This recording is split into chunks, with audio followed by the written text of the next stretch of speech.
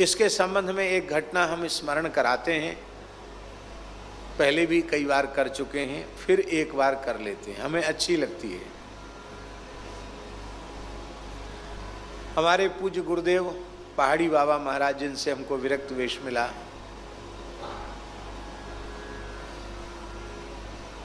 बड़े पुराने महापुरुष और सिद्ध संत थे। टटिया स्थान वाले बड़े महाराज जी और हमारे पहाड़ी बाबा महाराज का बड़ा भारी अंतरंग प्रेम था। हमारा 1995 में जब कार्तिक पूर्णिमा को हमको वहाँ पहाड़ी बाबा की गद्दी पर बिठाया महाराज जी ने, तो महाराज जी ने और कहीं नहीं भेजा। बोले टटिया स्थान वाले तो बाहर जा नहीं सकते, तो लो तुम ये चादर उड़ा के आओ, और एक टोकरी प्रसाद दिया और भेंट दी। बोले भेंट दे के आओ और हमारी दंडोत कहियो। तो हम जैसे गए तो वहाँ लोगों ने, संतों ने, जो भी सेवा में थे, उन्होंने बताया आज इन्हीं की गद्दी हुई है। तो महाराज जी ने आसन बिछवाया, बहुत आदर किया, और हमसे बोले बाबा नारियल जानो कि नहीं? हमने कि हाँ जानते महाराज जी। और ऊपर ते कठोर होए जटाजूट, भीतर बड़ी धवल गिरी निकले, स्वादिष्ट गिरी निकले। वो जो बाबा हैं ना, वो नारियल को स्वरूप है इनको। भीतर के बड़े प्रेमी रसिक संत हैं, सिद्ध संत हैं, पर बाहर उनकी बड़ी कठोरता है, घबराना नहीं।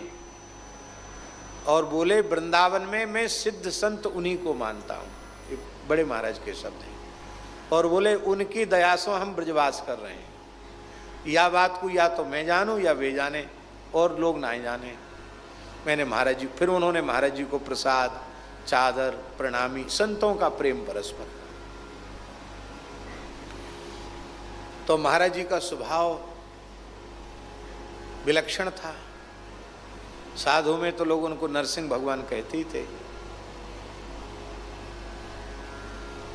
तो हमसे एक बार बोले गुरुदेव पहाड़ी बाबा महाराज, तब हमारा विरक्त वेश नहीं हुआ था, तब की बात है। बोले कल रामनवमी है, रघुनाथ जी का अभिषेक करने आ जाना। जो आ गया। हम श्री सुदामा कुटी में पूज्य गुरुदेव भक्तमाली जी के चरणों में रहते थे। खाकचो के सब विद्यार्थी हमारे पढ़ने जाते, हम भी शाम को महाराज जी का दर्शन करने आते। बोले आ जाना, अभिषेक करा देना राम जी का। हमने कहा कितने बजे? बोले वही 11 बजे का टाइम है, आ जाना 11 बजे। हम हनुमान जी को वाल्मीकि रामायण का मूल पारायण सुना रहे थे, और एक लाल जी की प्रतिष्ठा भी करनी थी। तो रात्रि को 2 बजे उठे, स्नान करके पहले वाल्मीकि रामायण का अंतिम दिन का नवाह पूर्ण किया, फिर लाल जी की प्रतिष्ठा किए। और ठीक 11:15 बजे, हम जानते हैं महाराज जी के समय का पालन, तो 11 बजे उन्होंने बुलाया। हम ठीक 11:15 बजे, घड़ी वहाँ पहुँचने पर 11:15 बज रहे थे, हम वहाँ पहुँचे। और देखते ही महाराज वो तो गरजने लग गए।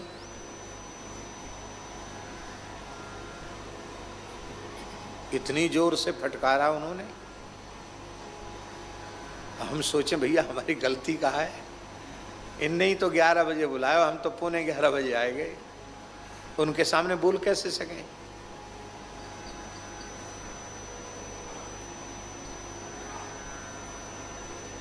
उनका थोड़ा कैसे महाराज जी बोलते थे, विश्वासघात महापाप, विश्वासघात महापाप है तेरी जयरे तेरी, गया ज्ञान वैराग्य पाताल में। आलसी जोगी धरती का भार, आलसी जोगी धरती का भार। 2-4 अक्षर क्या पढ़ लिए, है गए पंडित। 2-4 विद्यार्थियों ने गुरुजी कहना शुरू कर दिया, फूल गए अहंकार में। अरे तुम्हारे जैसे लाखों पंडित मारे मारे डोलते हैं, हमें कोई जरूरत नहीं है तुम्हारी, जाओ यहां से। क्यों आए हो यहां से? निकल निकल यहां से, निकल। अब हम 1985 से उनके पास जा रहे थे, कभी ऐसा व्यवहार हमारे प्रति उन्होंने किया नहीं, हमेशा आदर करते थे, लाओ आसन लाओ बिठाओ। आज तो पूरा कसर निकाल ली उन्होंने। डांटते ही चले गए। क्यों आया यहां, निकल यहां से। बड़ा भारी पंडित बन गया, अहंकार में फूल गया। अरे हम राम राम बोल के रघुनाथ जी का अभिषेक कर लेंगे, हमें मंत्र मंत्र की जरूरत नहीं है, जाओ यहां से। पर हम गए नहीं, खड़े रह गए सिर झुका के। महाराज उठे, अपने आप कुआं से पानी खींचा, हाथ पैर धोए, वैसे लंगोटी में बैठे रहते, और मंदिर में जाना था तो कमर में एक वस्त्र लपेट लिया और भीतर चले गए। एक बार तो हमारे मन में आया कि महाराज जी हम कहें प्रार्थना कि महाराज जी आपने 11 बजे बुलाया, हम 11:45 बजे आए और 15 मिनट से लगातार आप डांटते चले जा रहे हैं, अब 11 बजे हमारी गलती तो बताओ। ये मन में आया, बोलेंगे, हम बोले नहीं कुछ भी। अब जब महाराज भीतर मंदिर में चले गए तो हमारे मन में आया कि चलो अब आए हैं तो है ही हैं, 2-4 मंत्र बोल देते हैं, रामनवमी है। हम जगमोहन में खड़े होकर, महाराज जी दूध से स्नान करा रहे थे, तो हमने ओम पया पृथिव्याम पय ओ अधिक पयो दिव्यंतरिक्षे पयो धा पयस्वती प्रतिशंतु मह्यम बोलने लगे। तो जैसे बोले तो डर के मारे धीमे धीमे बोल रहे थे, तो उन पर्दा से उन्होंने ऐसे देखा, ए बाहर क्यों खड़ा है, भीतर आ जा। अब भीतर आ गए। अब डर के मारे मंदिर के गर्भगृह में कोने में छिप रहे, तो मेरी ओर देखकर तनिक मुस्कुराए। सोई हमारे प्राण जो ऊपर को उठ रहे थे वो शीतल है गए। मैंने कि मुस्कुराए, इसका मतलब महाराज गुस्सा तो नहीं है, अब तो प्रसन्न हो गए। हमसे बोले, देख बच्चा मैं वृद्ध हूँ और मेरे हाथ पांव उतना काम नहीं करते हैं, अब हमने शुरू कर दिया अभिषेक, बढ़िया से अभिषेक भी करो और फिर भगवान के श्रृंगार करो, आरती तुमको ही करनी है। और कह के मैं बाहर बैठता हूँ, आनंद से करो। चले गए, बाहर पधार गए। अब स्वाभाविक बात है कि 11 बजे अभिषेक शुरू होगा तो 12 बजे आरती संभव नहीं है। अभिषेक स्नान श्रृंगार देर लगती, पूरे मंदिर का मार्जन होता है। 1 बजे आरती हुई। आरती के बाद महाराज ने हमको एक बढ़िया मुर्शिदाबाद, बंगाल में एक जगह, अब तो वहाँ बड़ा उपद्रव है, मुर्शिदाबाद का रेशम बड़ा प्रसिद्ध था, वहाँ का एक शुद्ध रेशम की धोती दी, अचला। बोले देखो ये अपरसी है, इसको पहन करके भजन नियम किया करो। तो ये उस समय में 1100-1200 रुपये का आता था वो। अब तो बहुत महंगा होएगा, पता नहीं वह चीज़ मिलेगी कि नहीं मिलेगी।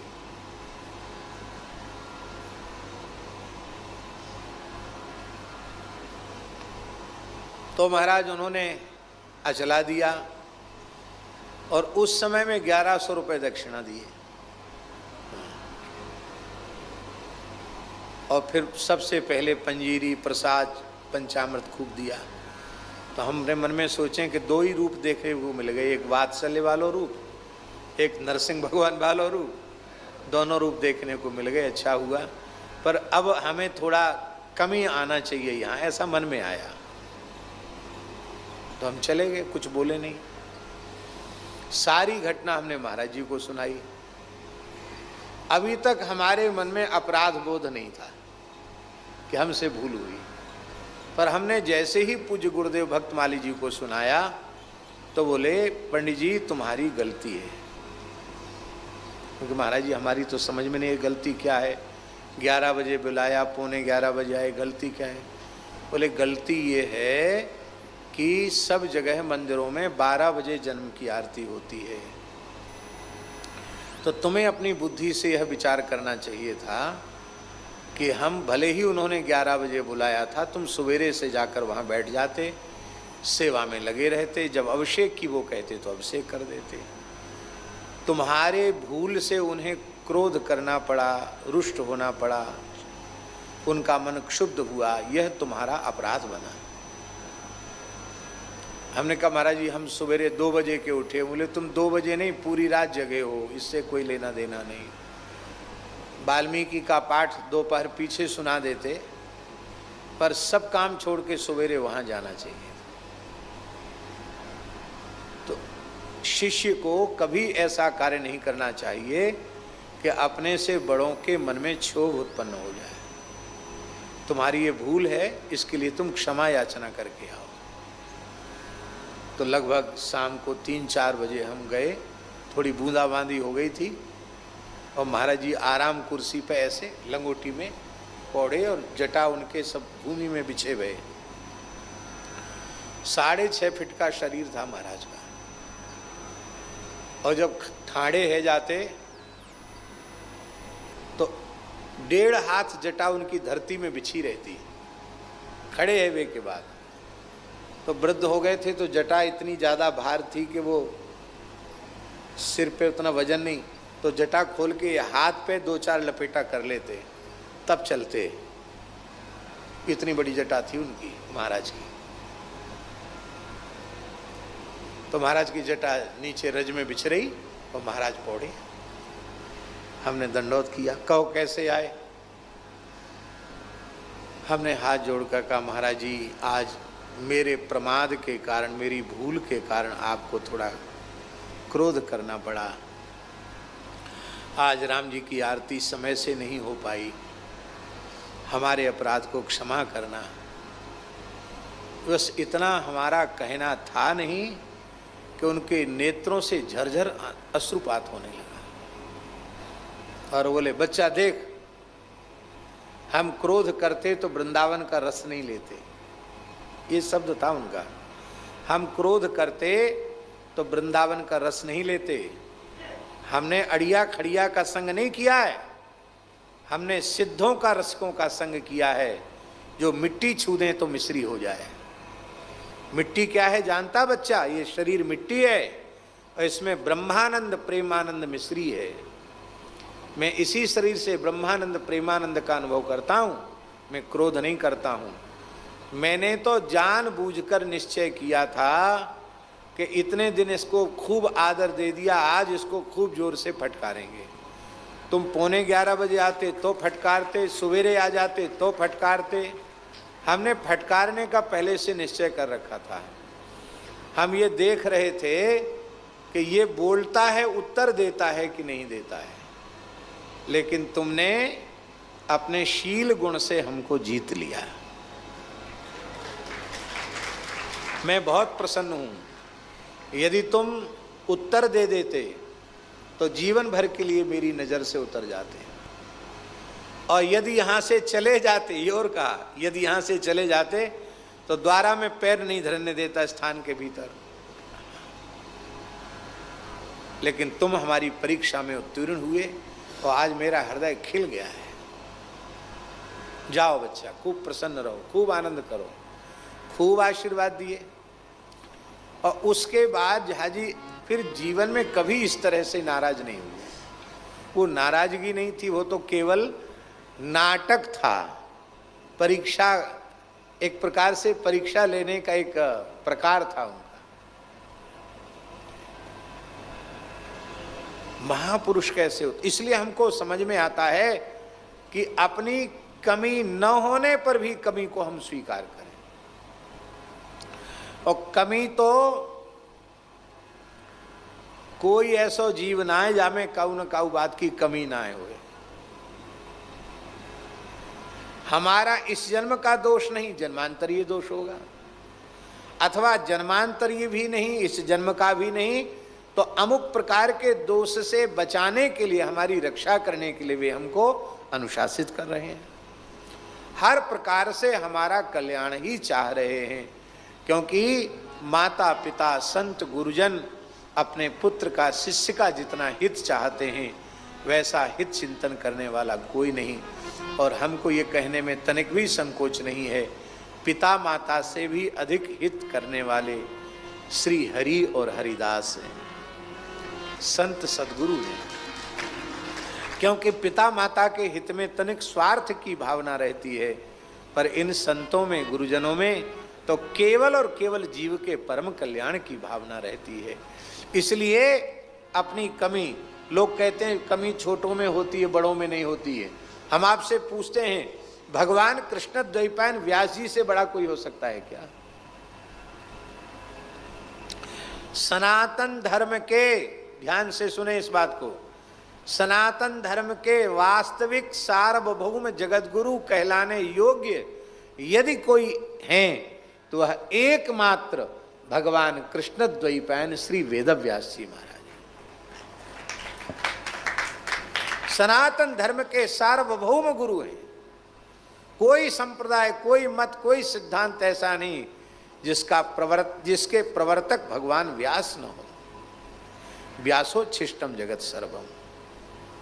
और वो भगवान व्यास कह रहे हैं कि हमारी न्यूनता आप कृपा करके हमको बताइए।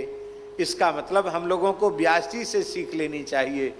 अपने से बड़ों से विनम्रता पूर्वक पूछें कि बड़ाई तो सब करें महाराज, हमारी जो भूल होए ना, हमारी कमी होए, वो कृपा करके आप हमको बताओ। और वो बतावें तो मन में दुख न माने और प्रसन्न होए और उस कमी का परिमार्जन करने का प्रयत्न करें।